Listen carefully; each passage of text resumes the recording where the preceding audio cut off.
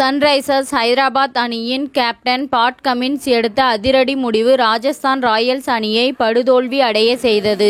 2024 IPL தொடரின் play off சுற்றின் இரண்டாவது தகுதிப் போட்டி சென்னை சேப்பாக்கம் மைதானத்தில் நடைபெற்றது.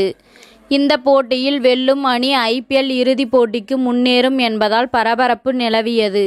2023 ஒருநாள் போட்டி உலகக் கோப்பை வென்ற ஆஸ்திரேலியா கேப்டன் என்ற ஒரே காரணத்திற்காக 20.75 கோடி கொடுத்து சன்ரைசர்ஸ் ஹைதராபாத் அணி அவரை வாங்கியிருந்தது. அவர் மீது பெரும் நம்பிக்கையுடன் இருந்தது.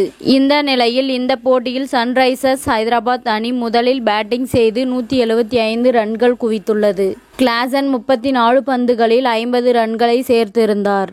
அடுத்து ராஜஸ்தான் ராயல்ஸ் அணி பேட்டிங் செய்தபோது அந்த அணி முதல் 6 ஓவர்களில் 51 ரன்கள் சேர்த்து ஒரு விக்கெட்டை இழந்திருந்தது.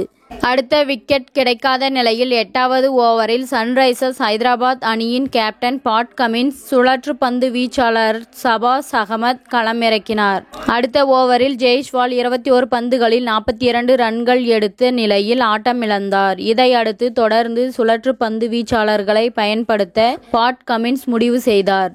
எனினும் சன்ரைசர்ஸ் ஹைதராபாத் அணியின் வேறு சுழற்று பந்து வீச்சாளர்கள் இடம்பெறவில்லை. எனவே ஆல்ரவுண்டரான அபிஷேக் சர்மாவை 9வது ஓவரை வீச அழைத்தார்.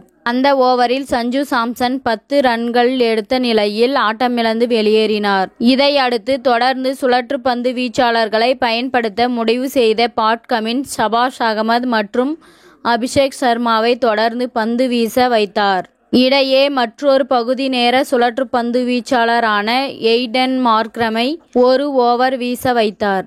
இந்த நிலையில் ராஜஸ்தான் அணி 8வது ஓவர் முதல் 16வது ஓவர் வரை தொடர்ந்து 9 ஓவர்கள் சுழற்று பந்து வீச்சாளர்களை சந்தித்தது. அந்த ஓவர்களில் அதிக ரன் குவிக்க முடியாமல் விக்கெட்டுகளை இழந்த ராஜஸ்தான் அணி 20 ஓவர்கள் முடிவில் 7 விக்கெட்டுகள் இழப்பிற்கு 139 ரன்கள் மட்டுமே எடுத்தது. சன்ரைசர்ஸ் ஹைதராபாத் அணி 36 ரன்கள் வித்தியாசத்தில் வெற்றி பெற்றது.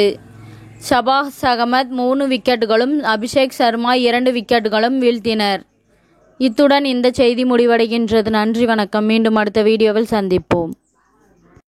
மேலும் இதுபோன்ற சுவாரஸ்யமான தகவல்களை அறிய தமிழ் சிறை சேனலை சப்ஸ்கிரைப் பண்ணுங்க, ஷேர் பண்ணுங்க, லைக் பண்ணுங்க மற்றும் கமெண்ட் பண்ணுங்க.